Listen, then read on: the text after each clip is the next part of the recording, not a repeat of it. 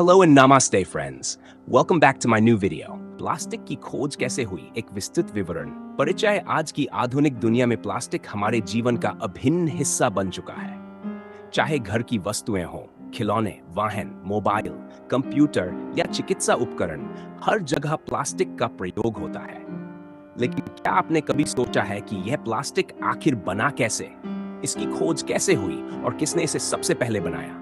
चलिए जानते हैं प्लास्टिक की खोज और इसके विकास की पूरी कहानी। प्राचीन काल में प्लास्टिक जैसी वस्तुएं, प्लास्टिक का इतिहास बहुत पुराना है। हालांकि आधुनिक प्लास्टिक की खोज 19वीं शताब्दी में हुई, लेकिन प्राचीन काल में लोग प्राकृतिक रूप से मिलने वाले रबर, शेलैक और गम जैसी चीजों का उपयोग वस्तुएं बनाने में करते थे। ये पदार्थ कुछ हद तक लचीले होते थे, इसलिए इन्हें प्राकृतिक प्लास्टिक कहा जा सकता है।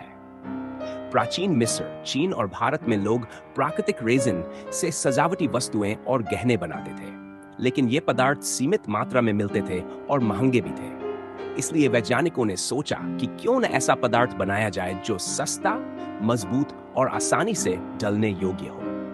पहली कृत्रिम प्लास्टिक की खोज। प्लास्टिक की कहानी की शुरुआत एट आर्ट्सनपाइसन में होती है।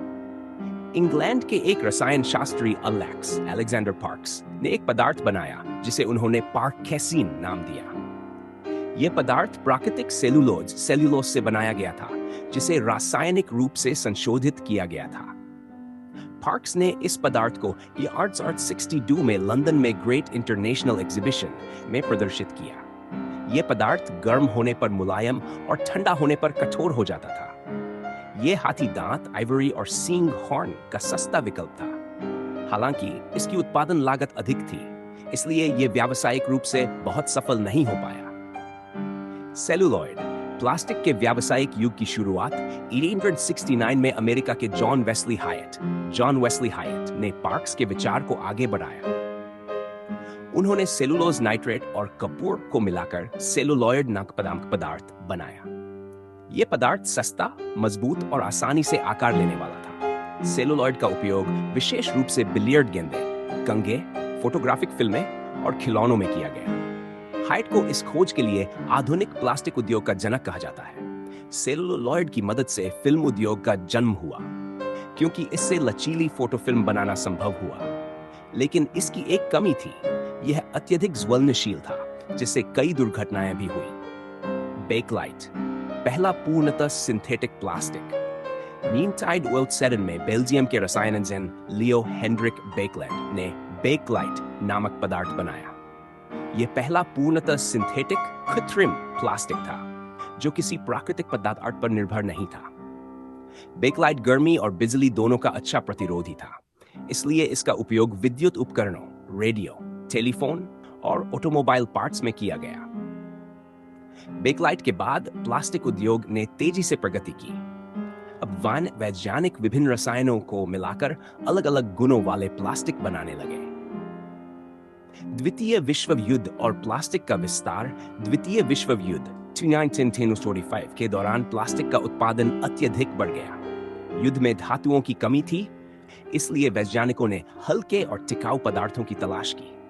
इस समय कई नए प्रकार के प्लास्टिक खोजे गए, जैसे नायलॉन, पैराशूट, कपड़ों और रस्सियों के लिए, पॉलीएथिलीन, पैकेजिंग और तारों के आवरण के लिए, प्लेक्सीग्लास, विमान की खिड़कियों में कांच के विकल्प के रूप में, पॉलीस्टाइरीन, भोजन के कंटेनर और थर्मल इंसुलेशन के लिए। युद्ध के बाद जब यह तकनीक आम लोगों के लिए खुली, तो प्लास्टिक वस्तुएं हर घर का हिस्सा बन गई। आधुनिक युग में प्लास्टिक का उपयोग आज प्लास्टिक के सैकड़ों प्रकार है, जैसे PVC, HDPE, LDPE, Teflon, polyester आदि। इसका उपयोग हर उद्योग में होता है। घरेलू वस्तुएं, बोतलें, बाल्टियां, खिलौने, कंटेनर, चिकित्सा, सिरिंज, सर्जिकल उपकरण, डिस्पोजेबल ग्लव्स, इलेक्ट्रॉनिक उपकरण, मोबाइल, टीवी, कंप्यूटर, ऑटोमोबाइल, वाहन के parts, seat and body. Plastic हल्का, सस्ता, टिकाऊ और बहुउद्देशीय होता है। यही इसकी लोकप्रियता का कारण है। प्लास्टिक की समस्या। पर्यावरण पर प्रभाव। जहां प्लास्टिक ने मानव जीवन को सरल बनाया है, वहीं यह पर्यावरण के लिए बड़ी चुनौती भी बन गया है। प्लास्टिक आसानी से नष्ट नहीं होता, इसे सड़ने में सैकड़ों वर्ष लग जाते हैं। समुद्र, नदियां, भूमि और हवा, हर जगह प्लास्टिक प्रदूषण बढ़ रहा है। प्लास्टिक खाने से जानवर और समुद्री जीव मर रहे हैं। माइक्रोप्लास्टिक हमारे भोजन और पानी में मिल चुका है, जो मानव स्वास्थ्य के लिए भी खतरा है। समाधान और भविष्य: अब वैज्ञानिक और सरकारें मिलकर बायोडिग्रेडेबल जैव अवक्रमणीय प्लास्टिक विकसित करने पर काम कर रही हैं। ये ऐसे प्लास्टिक होते हैं जो प्राकृतिक रूप से मिट्टी या पानी में घुल जाते हैं। साथ ही रिसाइकलिंग और रीयूज दोबारा प्रयोग की दिशा में भी बड़े प्रयास किए जा रहे हैं। जनता को भी ये समझने की आवश्यकता है कि हमें सिंगल यूज प्लास्टिक का उपयोग कम करना चाहिए। निष्कर्ष: प्लास्टिक की खोज मानव सभ्यता की एक बड़ी वैज्ञानिक उपलब्धि है। अलेक्जेंडर पार्क्स से लेकर लियो बेकलैंड तक अनेक वैज्ञानिकों के प्रयासों ने हमें यह अद्भुत पदार्थ दिया जिसने दुनिया का चेहरा बदल दिया। लेकिन आज जब यह हमारे जीवन का हिस्सा बन चुका है, तो इसके दुष्प्रभावों को भी समझना आवश्यक है। यदि हम समझदारी से इसका उपयोग करें, जैसे रिसाइकलिंग, पुनः उपयोग और पर्यावरण अनुकूल विकल्प अपनाएं, तो प्लास्टिक मानव जीवन के लिए वरदान साबित हो सकता है, न कि अभिशाप। अगर आपको यह जानकारी उपयोगी लगी हो, तो इस वीडियो को लाइक और शेयर जरूर करें ताकि और लोग भी इसके बारे में जान सकें। अपने विचार और अनुभव कमेंट में जरूर बताएं। हमारे चैनल को सब्सक्राइब करना न भूलें और बेल आइकन दबाएं